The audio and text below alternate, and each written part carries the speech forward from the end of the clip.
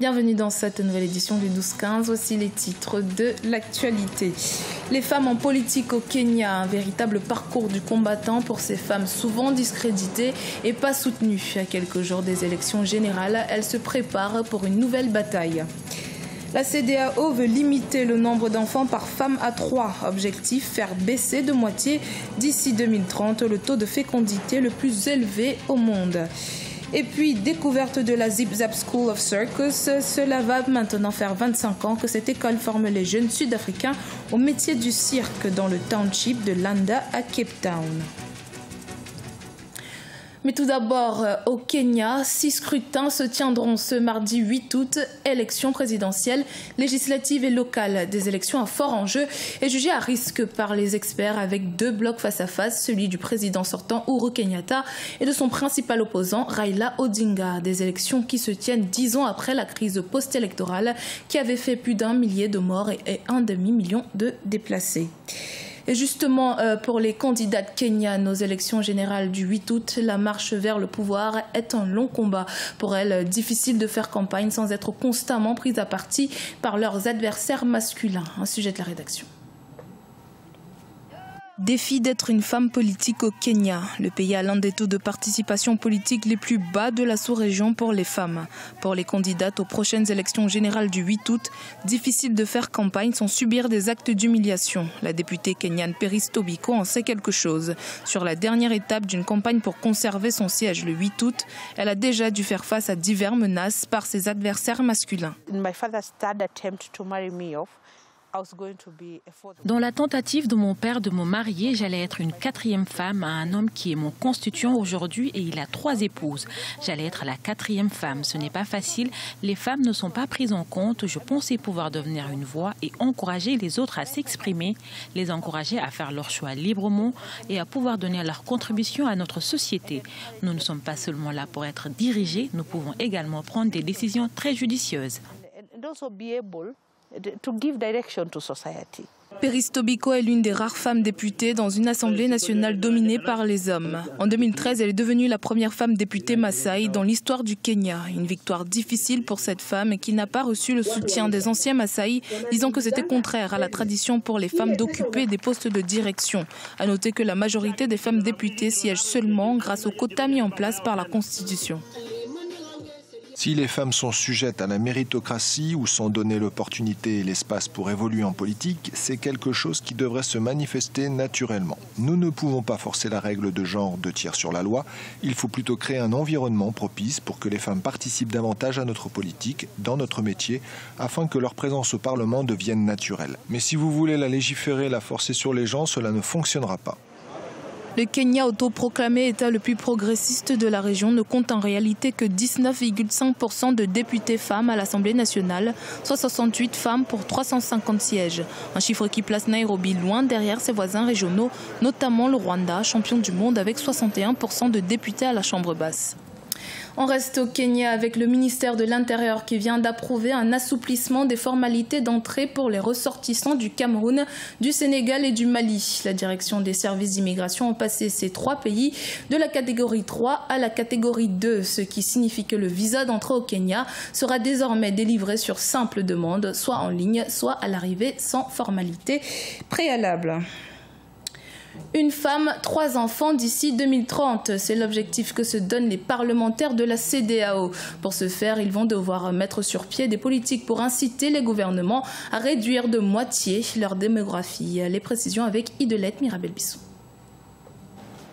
D'ici à 2030, la CEDEAO, Communauté économique des États d'Afrique de l'Ouest, prévoit de limiter à 3 le nombre d'enfants par femme. Objectif, faire baisser de moitié le taux de fécondité du continent qui s'avère être le plus élevé au monde avec 5 à 6 enfants par femme.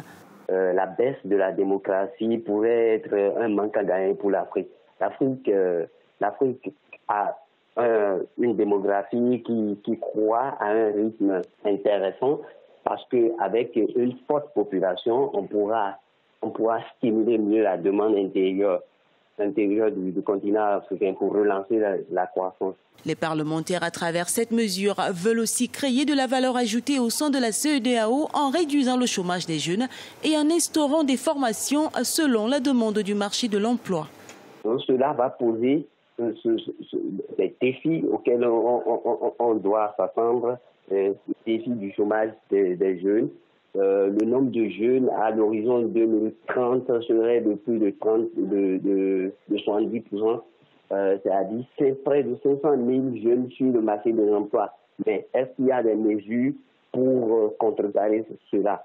Et moi, je trouve que ce n'est pas intéressant de focaliser les politiques sur la réduction du taux de natalité, mais plutôt de focaliser les décisions sur les investissements durables qui vont générer de l'emploi. Les parlementaires de la CEDEAO, de la Mauritanie et du Tchad ont convenu que d'ici 2030, ils vont mettre en place des politiques pour inciter les gouvernements à atteindre l'objectif 3 enfants par femme. Cette maîtrise du boom démographique va permettre au continent, qui est dans un élan de développement économique, de créer une adéquation entre sa population, sa richesse et ses objectifs de croissance. Fondée en 1992 dans le township de Lande à Cape Town, la Zip Zap School of Circus s'emploie à former les jeunes Sud-Africains au métier du cirque. Un programme gratuit, subventionné par des donateurs et qui donne la possibilité aux jeunes des townships de trouver leur voie. Découverte dans ce sujet de la rédaction. En Afrique du Sud, une école basée à Cape Town enseigne aux enfants et aux jeunes les diverses disciplines des arts du cirque, parmi lesquelles l'acrobatie, le trapèze et la jonglerie. Fondée en 1992 dans le township de Langa, Zip Zap Circus School a formé des milliers d'enfants de divers horizons via son programme Dare to Dream. Certains sont d'ailleurs devenus des artistes internationaux. Lorsque nous avons commencé, il y a 25 ans, c'était avec environ 20 enfants. Aujourd'hui, nous avons 8 programmes avec plus de 1500 enfants enrôlés par an et le nombre est toujours en croissance. Nous avons 4 programmes de sensibilisation. Nous travaillons avec des enfants du village d'enfants SOS. Nous travaillons en partenariat avec Médecins sans frontières à Kayelitsha pour enseigner aux enfants vivant avec le VIH. Nous avons des enfants qui sont devenus des artistes professionnels à l'étranger et certains d'entre eux ont même commencé leur propre école de cirque au fil des ans. Des milliers d'enfants ont traversé nos portes ces 25 dernières années. L'école est soutenue par divers donateurs. Elle est ouverte toute la semaine et les cours sont gratuits pour les étudiants. Le cirque a plus de 27 tournées internationales à son actif depuis sa création en 1992. Les artistes les plus talentueux bénéficient d'une allocation mensuelle d'environ $112 américains dans le cadre du programme et participent aux tournées du cirque. Cette année, il y a quelques mois, nous sommes allés en Suisse pour jouer devant Roger Federer et Andy Murray, les joueurs de tennis les plus incroyables du monde. C'était vraiment génial de rencontrer Roger Federer en personne et lui parler. Nous étions étonnés de rencontrer un joueur professionnel qui se débrouille très bien dans le sport. C'est ce que nous essayons de construire à Zip Zap. Nous essayons de voir l'avenir. Vous n'êtes pas voué à l'échec. Vous pouvez réussir dans la vie en prenant un chemin comme le cirque, le sport et autres. Les fondateurs de l'école de cirque sont actuellement en train de créer une académie qui permettra aux artistes interprètes ou exécutants de travailler dans un cadre plus spacieux et fournira également des logements aux étudiants qui ont des difficultés à se rendre à l'école. Dans l'actualité sportive, l'Ivoirienne Marie-Josée Talou a frôlé de peu la première médaille d'or de l'histoire de la Côte d'Ivoire en championnat du monde d'athlétisme ce 6 août à Londres. L'Ivoirienne a pris l'argent sur 100 mètres derrière l'Américaine Tori Bowie, un an après avoir fini 2 fois à la 4e place aux Jeux Olympiques de 2016.